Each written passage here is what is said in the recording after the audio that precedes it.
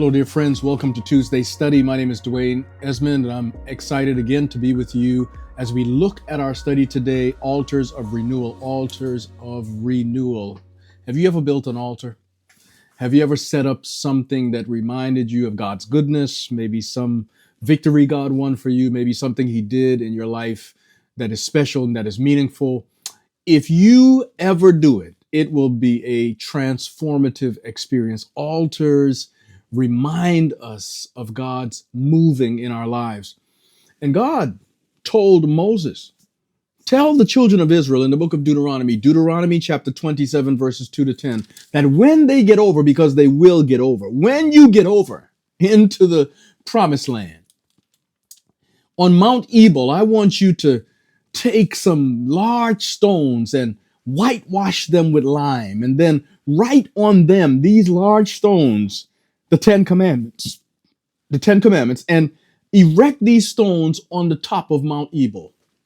And by the way, while you're up there, build an altar. Not with I don't want any human tools touching it. Build it with uncut stones. Isn't that a beautiful idea? That whole concept always catches me. Uncut stones. Rough. Maybe not perfected, but brought together into something perfect that worships God. Doesn't that sound like a human life? This side of sin, broken, battered, maybe down on their luck. God says, I can still use you.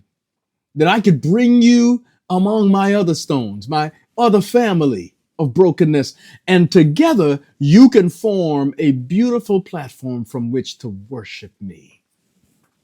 A place where I will meet you. No matter how broken our lives are, God reminds us that He can take uncut, broken things and He can make something beautiful. He can make them a place of worship. And He tells Joshua, He tells through Moses that this is to be done when they get over. And the Bible says in Joshua chapter 8 and verse 31 that Joshua obeys. Joshua does exactly what God asks. When he gets over there, amid the turmoil, they haven't conquered all of Canaan yet.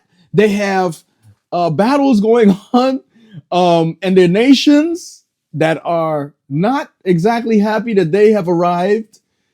But in the middle of that, God says, erect obedience where you can see it. What is God saying?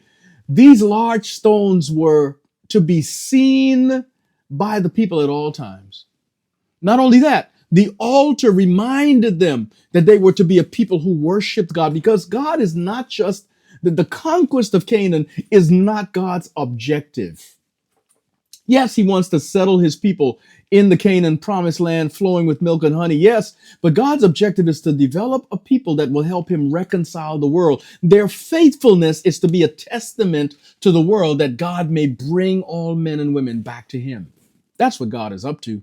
And in our own lives, whenever God tells us to build an altar and He tells us to worship there in our family, in our personal lives, know that the objective of that is not just that we might be blessed and that we might be elevated and drawn closer to God. The objective is really for us to be exponents of righteousness that can help lead other people to Him.